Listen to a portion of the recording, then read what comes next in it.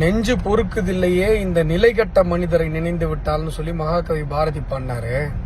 எந்த மாதிரியான மனுஷங்கள்லாம் பார்த்து பாடியிருப்பாருன்றது இவனுங்கள மாதிரி ஆளுங்களை பார்க்கும்போது தான் தெரியுது. ஆஓசி என்ன இழுத்தாரு, அவருக்கு செக்கிழுத்த செம்மல் அப்படின்னு ஒரு பேர் இருக்கு. அதனால அவர் என்ன இழுத்தாரு அந்த ஜெயில, அவர் படகோட்டி.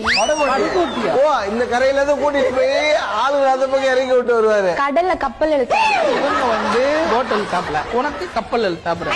நான் நினைச்சேன் இந்த துரியோதனன் மாதிரி பாஞ்சாலியோட சாரி எல்லாம் பிடிச்சு ஒரு சுதந்திர போராட்ட வீரர். தமிழர்கள் ஒவ்வொருவரும், இன்னும் சொல்ல போனா இந்தியர்கள் அனைவரும் தன்னுடைய பூஜை அறையில வச்சு கும்பிட வேண்டியவர் வ.உ. சிதம்பரம் பிள்ளை அவர்கள்.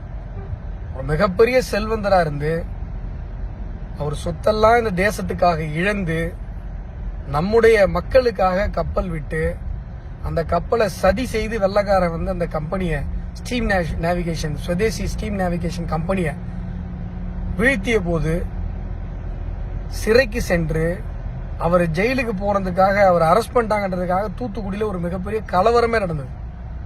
அந்த கலவரத்துல பொதுமக்களை 4 பேரை சுட்டான்றதுக்காக தான் அப்போ சப் கலெக்டரா இருந்த ஆஷ அவன் கலெக்டர் ஆனதுக்கு அப்புறம் போய் நம்முடைய வாஞ்சிநாதன் சுட்டு கொண்டார். ஆஷ வாஞ்சிநாதன் சுட்டுக் கொள்வதற்கு காரணமே நம்முடைய வ.உ. சிதம்பரம் பிள்ளை அவர்கள். அவ்வளவு பெரிய ஒரு மகான். அதற்கு அப்புறம் வெளில தன்னுடைய சொத்தெல்லாம் இழந்துட்டு நம்முடைய மக்களுக்காக மண்ணெண்ணெய் கடை வச்சு தன்னுடைய வாழ்வாதாரத்தை ஓட்டினார்.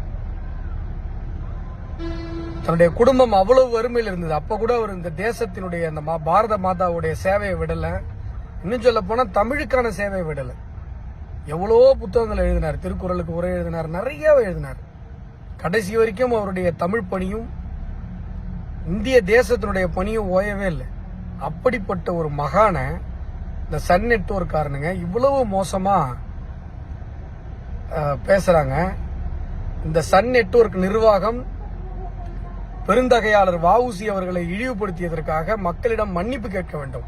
நான் மன்னிப்பு கேட்கிறேன், நீ நெட்வொர்க்ல போடணும், நியூஸ்ல போடணும், உன்னுடைய டிவியில போடணும், நான் மன்னிப்பு கேட்கிறேன் அப்படி சொல்லி போடணும். இல்லை என்றால் இந்த தமிழ் சமூகம் இந்த சன் நெட்வொர்க்கை முழுமையாக புறக்கணிக்க வேண்டும். உங்களுடைய டிவியில எல்லாம் சன் டிவி நீங்க பார்க்க கூடாது. சப்ஸ்கிரைப் பண்ணி வச்சிருந்தீங்கன்னா நீங்க அன்சப்ஸ்கிரைப் பண்ணணும். உண்மையிலேயே மரத்தமிழனாக இருந்தா உங்களுடைய உடம்பெல்லாம் தமிழ் ரத்தம் ஓடுதுன்னு சொன்னா இந்திய தேசத்தினுடைய சுதந்திரத்திற்காக பாடுபட்ட நம்முடைய வ.உ.சி அவர்களை இழிவுபடுத்திய இந்த நயவஞ்சக நரிகளுக்கு நாம சரியான பதிலடியை கொடுக்க வேண்டும். ஆகையால மக்கள் அனைவருக்கும் நான் கோரிக்கை விடுத்துக் கொள்கிறேன்.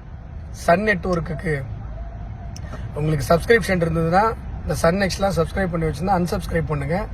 இவங்க மன்னிப்பு கேட்கிற வரைக்கும் இந்த சன் நெட்வொர்க்கினுடைய டிவியில அந்த சேனல்ஸை யாரும் பார்க்காதீங்க.